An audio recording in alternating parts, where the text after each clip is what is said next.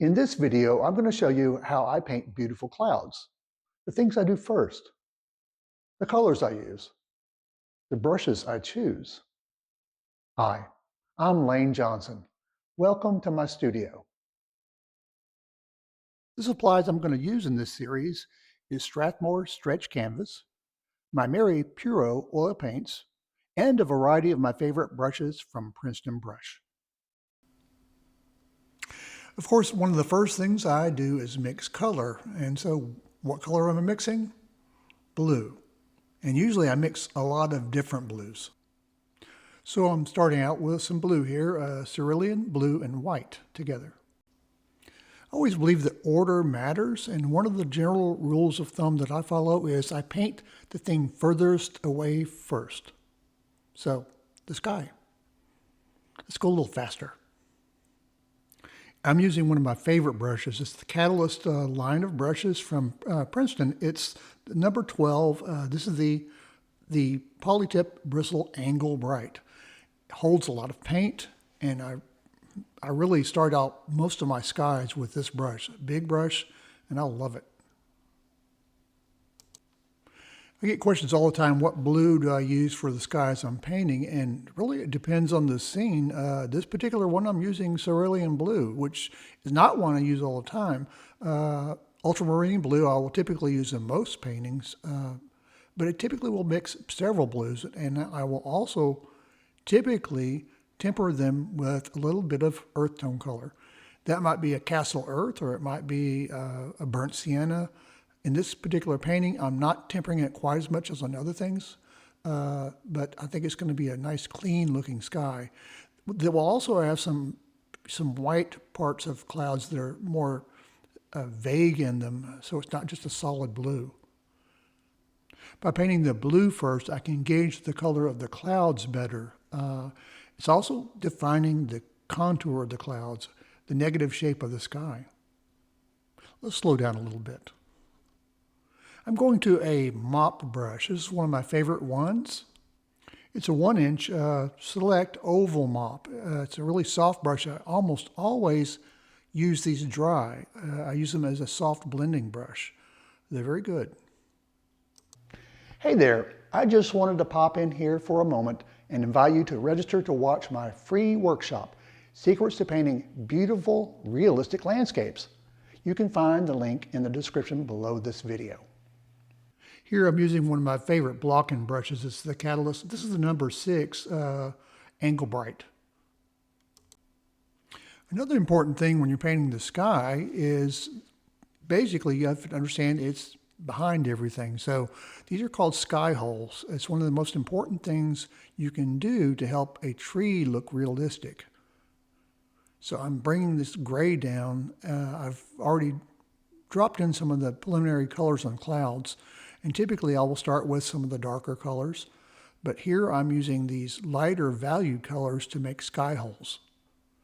One of the important things about sky holes, at least I think so, is the value on them typically needs to be a little bit darker. Otherwise, the hole will look like it's out in front of the tree, and you don't want that. So basically, you're gauging the value of what's behind the tree, and then in this case it's these clouds, and the clouds are not finished by all means, but the trees aren't done either. So these are just block-ins. They may be accurate, may have to come back and adjust them later, and that's perfectly normal. But right now I'm working more just blocking in and letting these contours come to life. And again, I don't worry about them being perfect. This is the early block-in stage. More detail will come later, so don't worry about getting it perfect. Now, other brushes will work well here. You can use rounds, filberts, and maybe I will later on to do more of the detail type things, but right now, let's just worry about the block-in.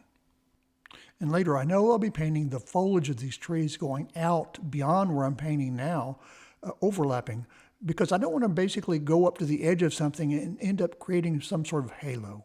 Now, let's go to the clouds. Now, if you're going to paint clouds, you're going to have to use a Filbert. That's my opinion. I love the Filbert brush for painting clouds. This is an Imperial number 8 brush from Princeton. And of course, like I said, it's a Filbert. The Filbert has that perfect shape. Let's speed this up.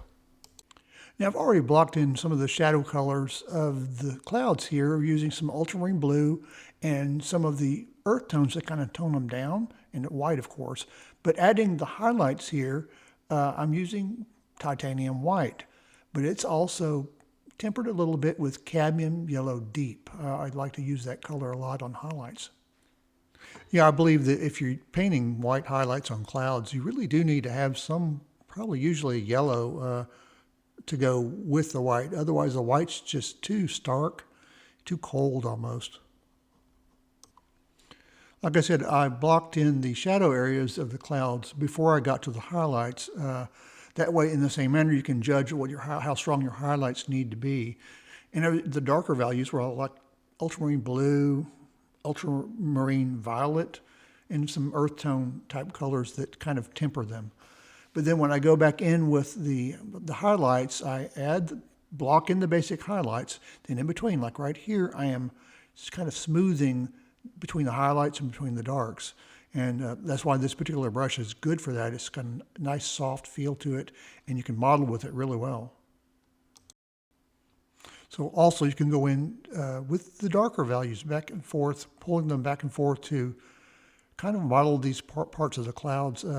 You're using some of the imprimatura, as you can see, on parts of the cloud, but eventually it will all get covered up, though it will still be effective for luminosity because of the light reflecting through the layers. Okay, let's slow it down a little bit. Sometimes you'll be mixing a color and then applying it, kind of putting a shade in between the darks and the lights, and you're only covering part of the imprimatur. You're almost using it, and it creates a phenomenon called simultaneous contrast. The color that you have on their palette may look really warm, but when you put it back on the painting, it may look much cooler. It's an interesting phenomenon.